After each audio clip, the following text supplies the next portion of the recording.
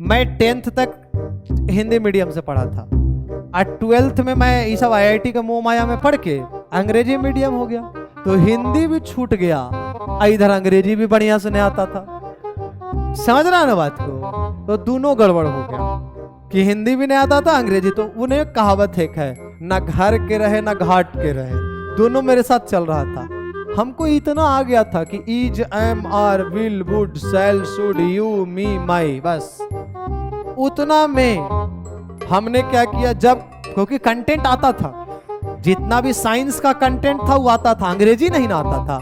अब CFT कहेगा तो CFT तो आता ही था, लेकिन कैसे मन में आता था, भावना प्रकट नहीं आता था। ठीक है, तो हम क्या किए, किसी तरह आगे 2 लाइन सवाल, पीछे 2 लाइन सवाल, अब बीच में कंटेंट। ठीक है, उसी तरह पता नहीं हमको भी लगा था, रिजल्ट आया तो 82% 12th में नंबर, वो डिस्ट्रिक्ट में 2nd रैंक।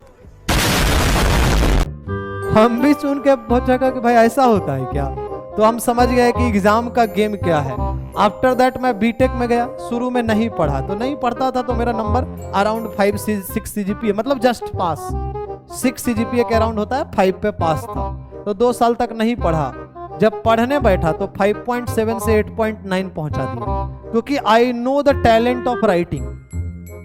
मुझे अच्छे से पता है, खाली कंटेंट दे दो, ओवरव्यू भी। हिंदी में कोई बक देगा तो दोस्तों से क्या करते थे हम लोग, वैसे पढ़ते थे। 4 मॉड्यूल होता था, A, B, C, D। Her module से एक क्वेश्चन करने हैं, किसी एक से 2 क्वेश्चन करना है। एक मतलब पूरा करना है, बाकी सबसे आधा आधा करना है। तो सब लोग एक मॉड्यूल पढ़ लेते थे। ठीक, तो एक मॉड्यूल जिससे खुद पढ़े उससे पूरा करेंगे, क्योंकि हम खुद पे ज्यादा भरोसा होगा ना। तो पूरा कर लिए, तो 24 नंबर हो गया फिक्स। अब पासिंग मार्क्स है 70 में 28, तो 24 नंबर में 20-22 मिल जाएगा, इतना कॉन्फिडेंस है। ठीक है, अब बचा 4 नंबर, 8 नंबर, 7 नंबर के लिए और फाइट मारना है। तो उतना भी नहीं आता था, मतलब शुरू में नहीं पढ़ते थे तो नहीं आता था, सिंपल सा लॉजिक, पढ़वे नहीं करेंगे तो आएगा कहां से।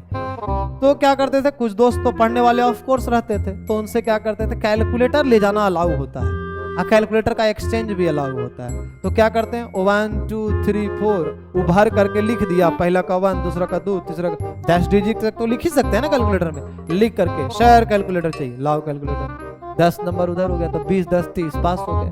अब बाकी 3 मॉड्यूल में क्या, ओवरव्यू।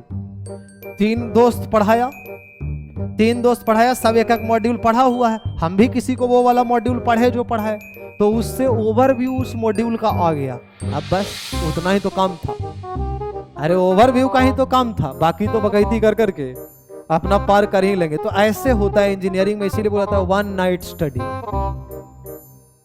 इस तरह से ये 1 नाइट स्टडी का कॉन्सेप्ट है।